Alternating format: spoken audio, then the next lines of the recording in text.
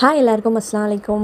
இன்றைக்கி என்ன ரெசிபி பார்க்க போகிறோன்னா காடை பிரியாணி. காடை பிரியாணி செய்கிறதுக்கு நான் 1/2 kg காடை எடுத்திருக்கேன். இப்போ நம்ம பிரியாணி செய்கிறதுக்கு ஒரு பேன் எடுத்துக்கலாம். அதில் 2 டேபிள் ஸ்பூன் நெய் சேர்த்துக்கலாம். ஒரு 50 ml ஆயில், அப்புறம் 4 பல்லாரி கட் பண்ணி சேர்த்துருக்கேன். பட்டை, கிராம்பு, ஏலக்காய், பே லீஃப், கொஞ்சம் கோல்டன் ப்ரௌன் வர வரைக்கும் வெங்காயத்தை நல்லா வதக்கிடலாம். 3 பச்சை மிளகா, ஜிஞ்சர் கார்லிக் பேஸ்ட், அப்புறம் தக்காளி சேர்த்து நல்லா வதக்கி விட்டுருங்க. தக்காளி நல்லா ஸ்மாஷ் ஆகி குக் ஆகிறது வரைக்கும் நான் மூடி வச்சு குக் பண்ணுறேன். ஒரு 10 மினிட்ஸ் போல் நல்லா குக் பண்ணிடுங்க. பாருங்கள், தக்காளி நல்லா வெந்திருக்கு. ஒரு கைப்பிடி புதினா, கைப்பிடி கொத்தமல்லி சேர்த்துக்கலாம். 1/2 கப் கர்ட் எடுத்துக்கோங்க. 1 1/2 teaspoon Kashmiri chilli, 1 teaspoon chilli powder, 1 teaspoon garam masala.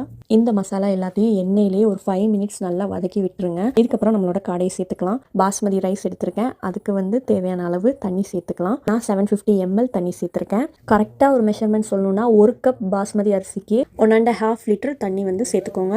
தேவையான அளவு உப்பு சேர்த்துட்டு நல்லா கொதிக்க விட்டுருங்க. கொதிச்சக்கப்புறம் நம்ம ஊற வச்சிருக்க பாஸ்மதி அரிசி நம்ம சேர்த்துக்கலாம். ரைஸை ஆட் பண்ணக்கப்புறம் நல்லா மிக்ஸ் பண்ணி விட்டுருங்க. மிக்ஸ் பண்ணக்கப்புறம் மூடி வச்சு ஒரு 10 மினிட்ஸ் நல்லா ஹை ஃப்ளேமில் குக் பண்ணிக்கோங்க. 10 மினிட்ஸ்க்கு அப்புறம் ஓப்பன் பண்ணி பார்க்கலாம். ரைஸும் வாட்டரும் லெவலாக இருக்கும்போது சின்ன பர்னரில் மாற்றிக்கலாம். தோசைக்கல்லை அடியில் வச்சு தம் போட்டுக்கோங்க. தம் போடுறதுக்கு நம்ம லோ ஃப்ளேமில் ஒரு 15 மினிட்ஸ் குக் பண்ணிக்கலாம். 1/2 hour கழிச்சு ஓப்பன் பண்ணி பார்ப்போம். பாருங்கள், நம்ம பிரியாணி சூப்பராக ரெடி ஆயிடுச்சு. இன்னொரு வீடியோவில் பார்ப்போம். பாய்.